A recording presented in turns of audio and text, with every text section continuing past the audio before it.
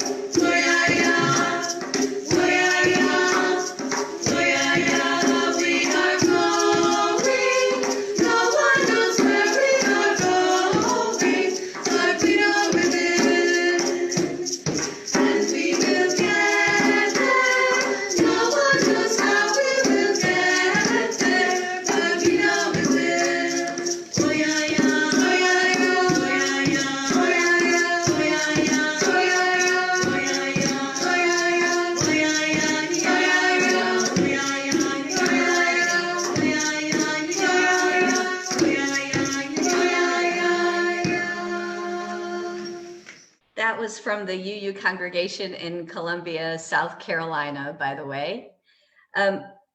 This year, we mark the 25th anniversary of the Murrah building bombing here in Oklahoma City.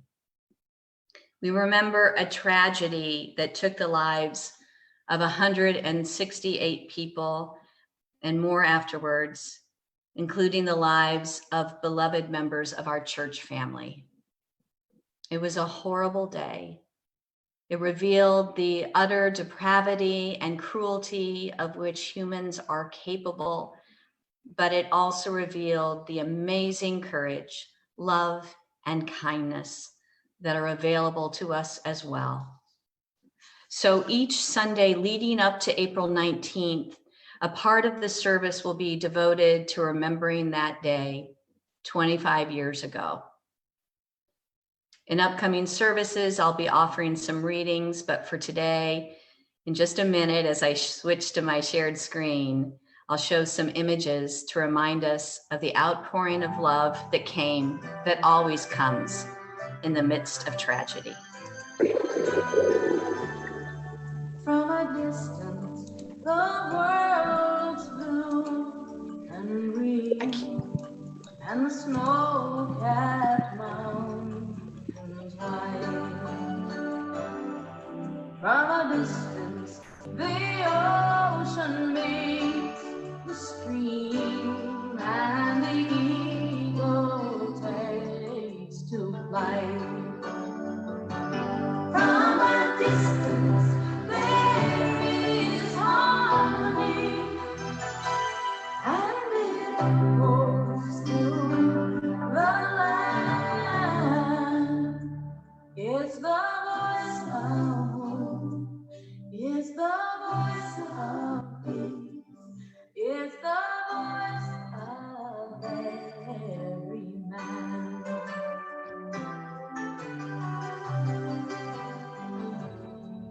From a distance, we all have enough, and no one is seen. And there are no guns, no mountains, no disease, no hungry mouths to feed. From a distance, we are instruments marching in a common land, playing songs of hope, playing songs of peace. They're the songs of every man. God is watching us. God is watching us. God is watching us from a distance.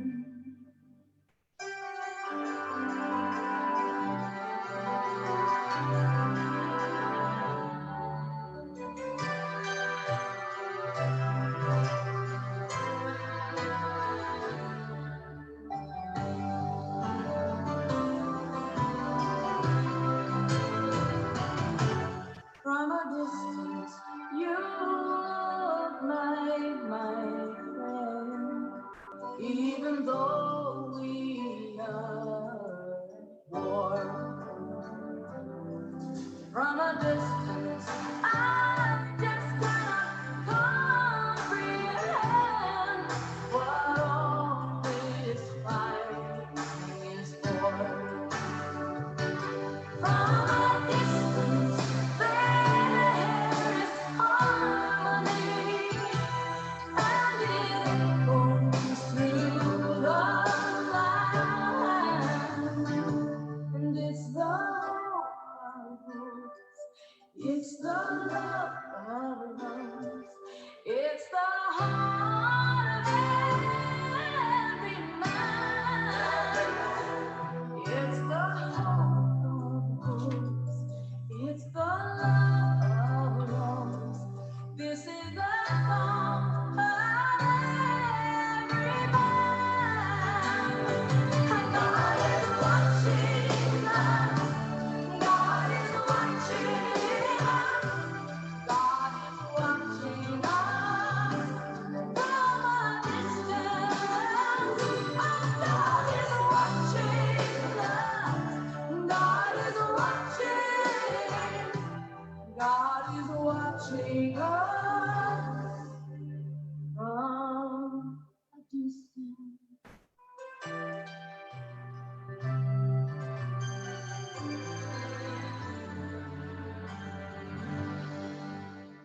Well, I am in my new sanctuary, which is just like the old sanctuary. I have windows and I look outside half the time. It is so amazing outside. It is so quiet out there that it's as if we are blanketed by snow everywhere.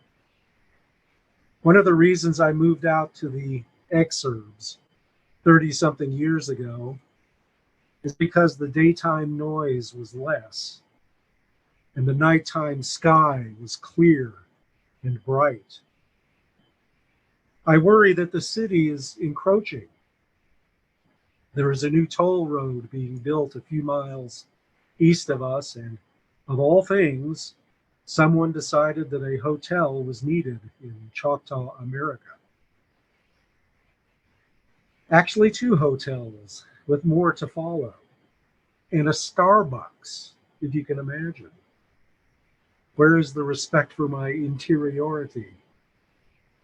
I prefer to have room to be outside with lots of trees to accompany me, and these new developments are troublesome, or they were.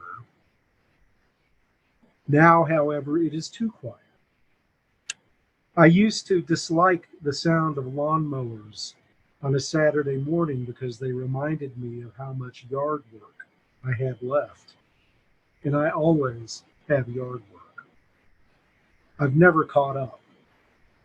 But yesterday I was thrilled to hear the lawnmowers. They were, of course, practicing their own version of social distancing.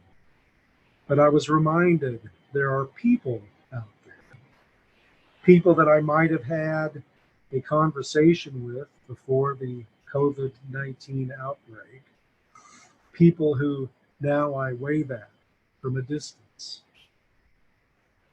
And that's why earlier this week, the parade of teachers driving around our neighborhood to say hello to their students, it was very emotional for Maureen and me because the strings are still there. One of the most significant theological things to happen to me in my life was when we were showered with love after the Murrah bombing. There is something mystical about being radically cared for by strangers.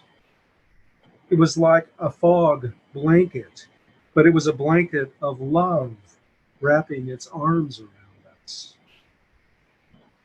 The emergence of that kind of powerful connection is a possibility. We can envision radical love and we can make it happen.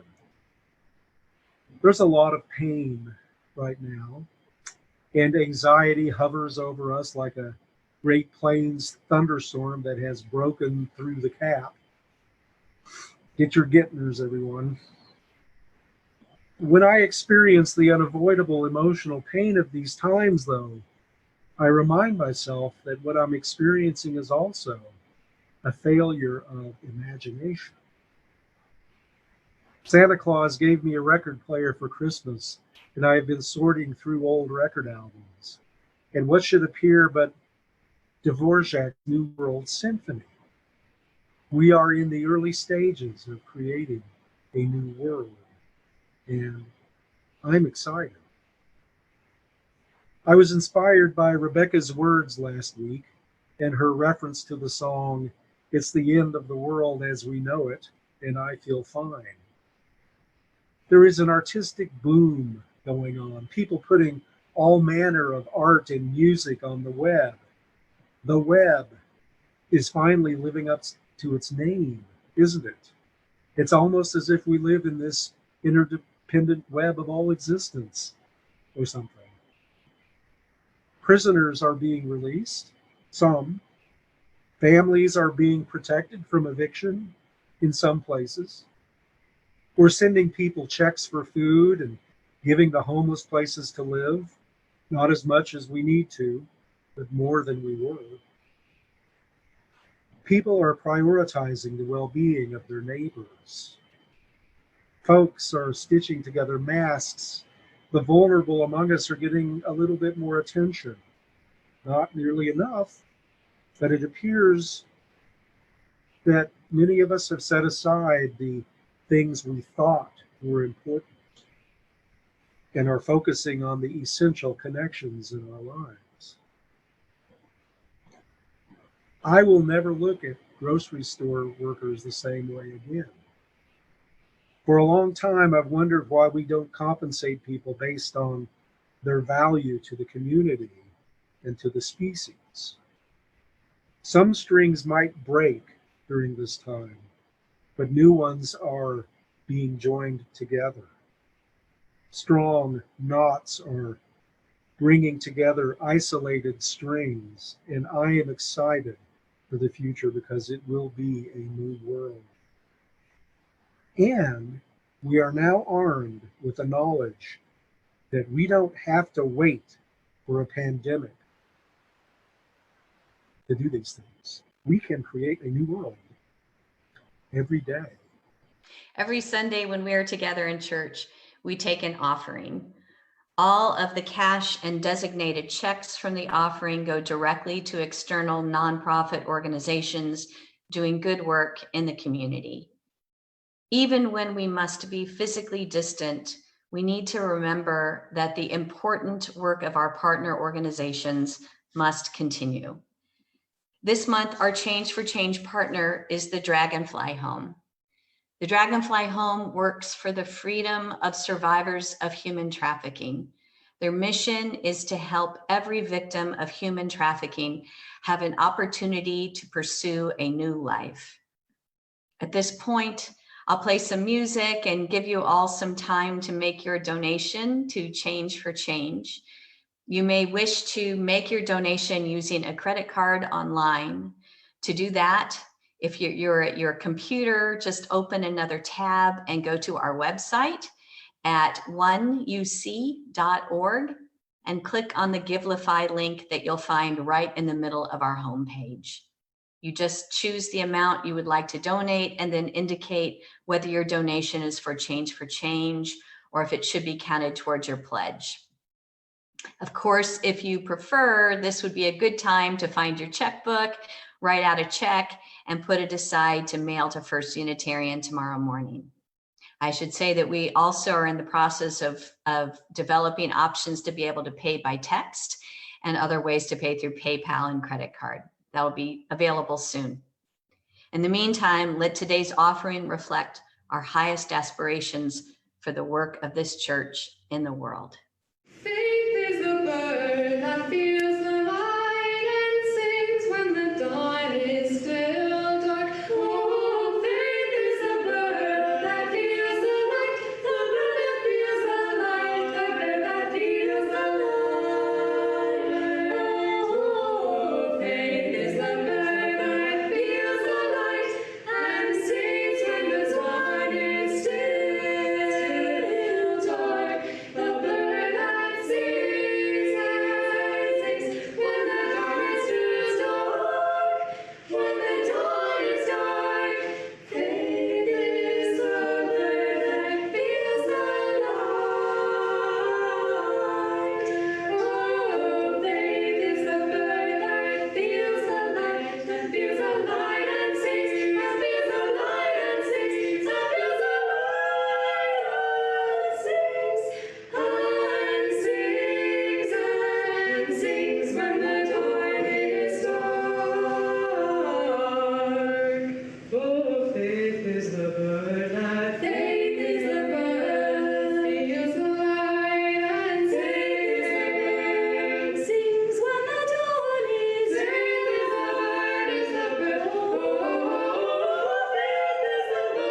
that feels the light. It is the bird that sings when the dawn is dark.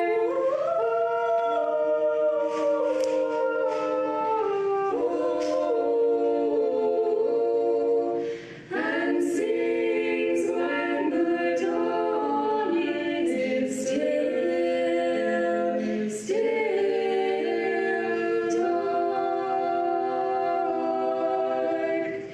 Faith is the bird that feels the light and sings when the dawn is still dark. Oh, faith is the bird that feels the light, the bird that feels the light, the bird that feels the light.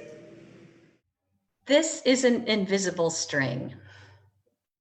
You can't see it, but people who love each other are always connected by a special string that's made out of love. It's invisible, but you can feel it with your heart. And you know that you are connected to everyone that you love. When you're in your house and you miss your grandma or your grandpa, or maybe your friends from school, your love travels all the way along the string until the people that you're missing can feel it tug at their hearts. And when they tug back, you can feel it in your heart. Pets have an invisible string, and so do best friends. The string can reach anywhere and everywhere. It could reach you even if you were in a submarine deep in the sea, or if you were on top of the highest mountain. It can reach all the way to a different land like England or Scotland or Guatemala or Nicaragua or France. No matter where the people who love you live, in the deepest jungle or the driest desert, the string can reach that far. Some people say that the string can even reach people who aren't alive anymore, people who live on in our memories, people who loved us into who we are. That's how amazing the invisible string is. The string doesn't go away just because people who love each other might be feeling angry or upset. Love is stronger than anger. Think about the invisible strings that you have, and all the strings your friends have, and their friends, so that the whole world is connected by invisible strings.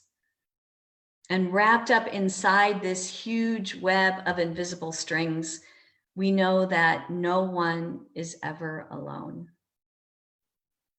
So now I'm going to ask you to get your yarn or your piece of string or your thread. And if you didn't get one or you can't find one in time, just imagine you're holding a string. And go ahead and hold it up to the screen. Or if you're calling in by phone, you can put it up by your phone. And now imagine that the string or the piece of yarn that you are holding is much, much longer than you can see. The ends don't really end. They just become invisible and they go on and on. The end of the string goes right through your screen or your phone, and it connects to the invisible strings that are being held up by everyone who is attending this service virtually today. Imagine all of those strings tied together in one beautiful web. And then from each of those strings, more strings are attached, strings to every person who someone here today loves. Strings that may connect neighbors who are sheltering in place, or that might connect families across cities and states or countries, or that might connect friends who are far, far away. Strings that might even connect us to people who are no longer living, but are still beloved. All of these strings making an increasingly complicated and increasingly beautiful network of connections. You might just take a moment here and close your eyes and visualize that great interconnected web. Countless infinite strings tying every single person with every other person so that no one is left out. No one is alone. Take a moment and give your string a little tug and notice if you feel a little tug back. And maybe you don't, and that's okay, because the string isn't just invisible. Sometimes we can't even feel it, but that doesn't mean it's not there. So now take that string or that piece of yarn and just wrap it around your wrist. And if you've got a very long piece, if you're sheltering with other people, you might loop it around each person's wrist and then cut it into portions. And as you feel the string around your wrist, know that its ends are invisible and that they tie to countless other strings connected through an invisible and invincible thread of love. And maybe if you can't tie your own string around your wrist, if the ends aren't long enough, for example, you might just put it in your pocket. And whenever you're feeling lonely and disconnected, you can take it out and touch that thin thread or piece of yarn. And remember that you are woven into an infinite web of love and care, and that you are never alone. This is hymn number 146 from our hymnal, from our gray hymnal. It's called Soon the Day Will Arrive. And in this particular performance that's being sung by the chancel choir of First Unitarian Church of Oakland, they do a mashup with another hymn, number 260, Oshana Shira Oshana. So this is Soon the Day Will Arrive by the chancel choir of the First Unitarian Church of Oakland. Soon the day will arrive when we will be together, and no longer will we live in fear.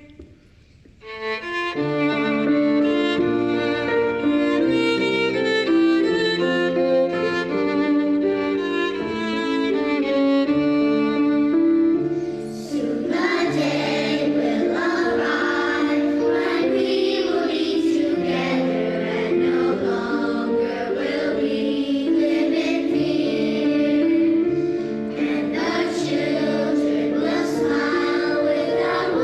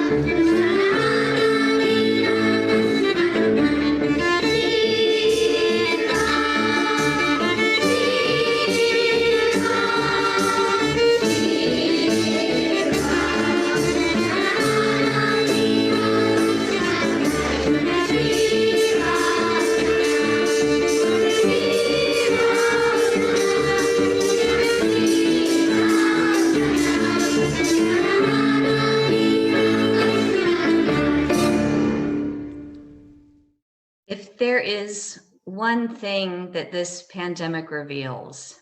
It is that everything is connected. A few days ago, I needed to go to a hardware store to get something to unclog my sink. And there were very few people in the store. And yet I was aware, like never before, of the distance between myself and other people. As a shortish, smallish person, I'm used to being overlooked by larger people, and it's not at all uncommon for someone to walk into me or come so close that I need to step off the sidewalk. When we lived in Jersey City for a short time, my husband, Jim, who is a tall person, would regularly place his body between mine and the crowd so I wouldn't get jostled and nearly knocked over. As a college student, I studied in Moscow for a bit, and there were times when I would be traveling through some of the busiest metro stations at peak hours when I would literally be picked up by the crowd and moved along in a direction not of my choosing, like a piece of driftwood floating downstream.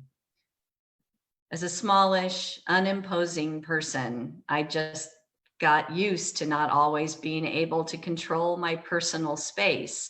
And that wasn't so bad. But things are different now. In the hardware store the other day, I did my best to maintain the suggested 6 feet of distance, but no matter how I positioned myself, it seemed someone needed to be right next to me. I must have looked like a modern dancer as I spun and lunged and ducked to avoid what I could almost see as chartreuse colored clouds of contagion wafting from every side. And it wasn't just the unavoidable collision with the breath of other people that was unnerving. It was the awareness that every surface I touched suddenly told a story of every hand that had ever touched it over the course of hours and days, and the story of people connected to those hands, where they had been, who they had touched, and on and on. In this time of pandemic, it becomes crystal clear. Everything is connected. No one stands apart. It doesn't matter if you're a celebrity or a congressional representative, an athlete, or just a smallish person who sometimes gets crowded off the sidewalk. We all really do breathe the same air. We all really do touch one another through all the people and the things that we touch. And as frightening as that is for someone who may be particularly vulnerable to this terrible new virus, it is also somehow beautiful. A few years ago, researcher Tom Chi did a TED Talk called "Everything is Connected." In it, he talked about the way that our heartbeats tell a story. Our hearts beat in order to move the atoms of iron that are needed to bond oxygen throughout our bodies. That iron that is so critical to life only comes from one source: stars exploding and reforming and exploding again. What causes those stars to explode and reform in the first place? Galaxies colliding. Like people on a sidewalk, galaxies sometimes cluster and collide into one another. And unlike people on a sidewalk, thank goodness, they release the energy from which stars are born. Our galaxy, our solar system, our infinitely tiny little planet Earth, is located in a massive crowd of over 100,000 galaxies that astrophysicists have called Laniakea, a Hawaiian word that means the immeasurable heaven. Scientists have generated images of Laniakea that track the paths of galaxies as they pass each other or collide. And those trajectories look like bright strings of light in the darkness of space. Hidden within each bright point of light connected by these cosmic filaments is an immeasurable number of solar systems and planets. Our planet connected, in effect, to a countless number of other planets along these glowing strings. And the story of billions of years of collisions and connections is retold every time our heart beats. And moving from the very, very big to the very, very small, to the quantum level, we find strings too. Physicists have theorized that at a subatomic level, smaller and more fundamental even than neutrons and protons, there are one-dimensional dancing filaments of energy, each vibrating at different frequencies, influencing one another through these vibrations. And when you look at theoretical drawings of these quantum strings interacting with one another, they look remarkably like the cosmic filaments of Laniakea. All this ties in beautifully to Eastern ideas of the interconnectedness of all being, and for Unitarian Universalists, to our seventh principle, which affirms and promotes respect for the interdependent web of all existence of which we are a part. But here's the thing. It's easy to just say we're all interconnected and leave it at that. But it's much more complicated, because the galaxies within Laniakea aren't tied together forever. They are moving apart, and matter isn't tied in one big seamless web. What connects us ultimately is space. The material world is only 0.0000001% solid. We aren't continents, but archipelagos of infinitely tiny islands stretched out in an enormous sea. At the human level, in this time of pandemic, both the connections and the spaces between us become unbearably clear. We are connected in every breath we take, every surface we touch, in every beat of our hearts. Like the stars, we are connected not just in the present, but in the past and in the future. We are connected not just to the person breathing or coughing or sneezing next to us, but to the people who passed through our space, touching the same things we now touch. And in everything we touch, we leave a trace of ourselves and our histories for unknown others. And yet, when suddenly we must distance ourselves, when we can't reach out and hug one another, share a meal together, shake hands, sharing the physical energy generated by many bodies coming in close contact at a concert or a big event, or by just two bodies dancing, the space between us feels immeasurable.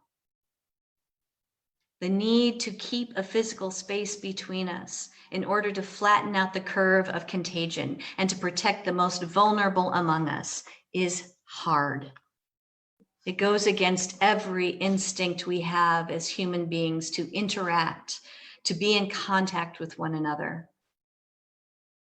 But here is where this pandemic reveals a great truth. Mere physical proximity does not imply connection. Our interconnection at a quantum level or at a cosmic level means nothing if we don't connect at a human level, if we don't intentionally reach out across the space between us. Before this crisis hit, how many of us interacted with others without really noticing them? How many times a day did we shake hands or exchange money at a toll booth or a cash register or bump into others in a crowded hallway without really connecting with others, without even noticing that they were there? How often did we share breath with someone near us, oblivious to that sharing, locked into our own minds, our own worries?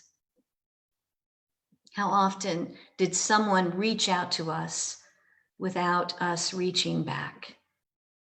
How often did we pick up a tomato at the grocery store without wondering who had touched that tomato before us?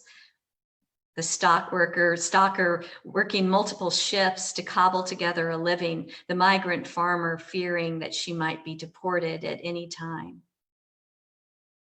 What if this time of physical distancing could be a time to remember that mere physical connection isn't enough? What if it could be a time to practice the connection that matters most, the connection across the spaces between us, between all of us, even those we can't see, even those who are far away or of a different social class or a different age, nationality, race, or religion, those who have walked this planet before and those who will come after us. Yes, we are all connected by an invisible thread, an interdependent web. But that only matters if we notice when another tugs on that string and when we tug back saying, yes, I am here with you across a great distance. We are truly connected.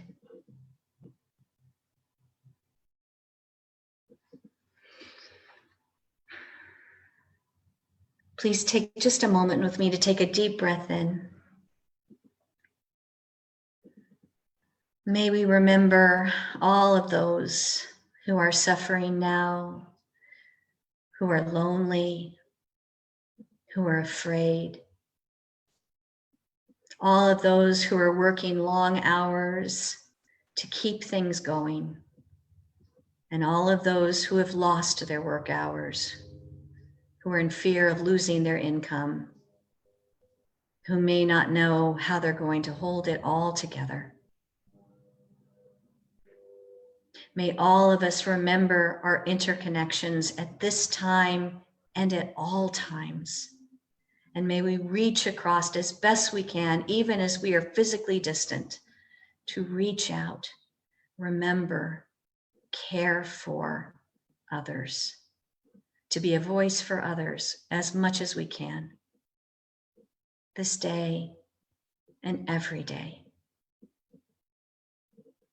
I want to especially remember Margot Hewitt, who is a member of our congregation who passed away last Monday. Many of you participated in the virtual funeral service that still can be found on our Facebook page if you'd like to see it. We remember her mother, Lois, who is dealing with the grief of losing a precious child at a time of social distancing.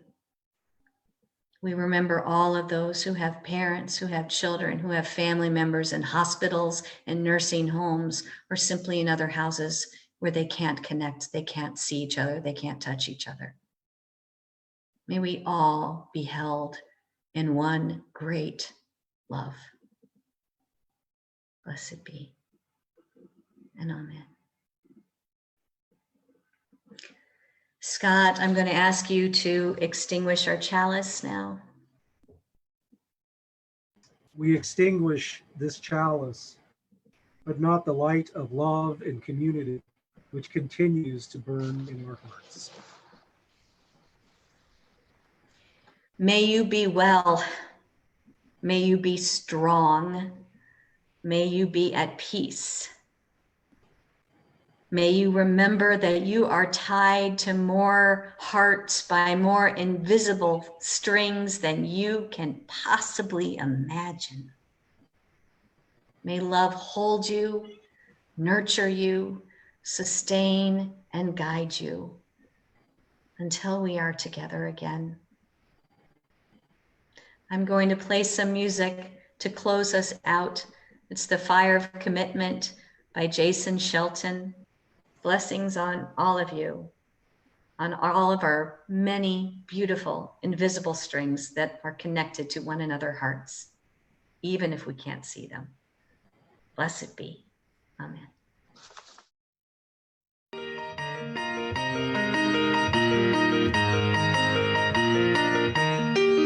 From the light of days remembered burns a beacon bright and clear, guiding hands and hearts and spirits into faith set free from fear. When the fire of commitment sets our mind and soul ablaze, when our hunger and our passion meet to call us on our way, when we live with deep assurance of the flame that burns within, then our promise finds fulfillment and our future can begin.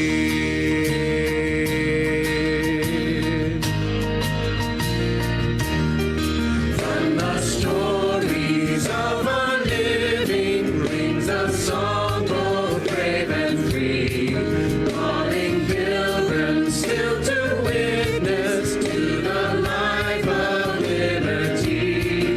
When the fire of commitment sets our mind and soul ablaze, when our hunger and our passion need to call us on our way, when we live with deep assurance of the flame that burns within, then our promise finds fulfillment and our future can begin.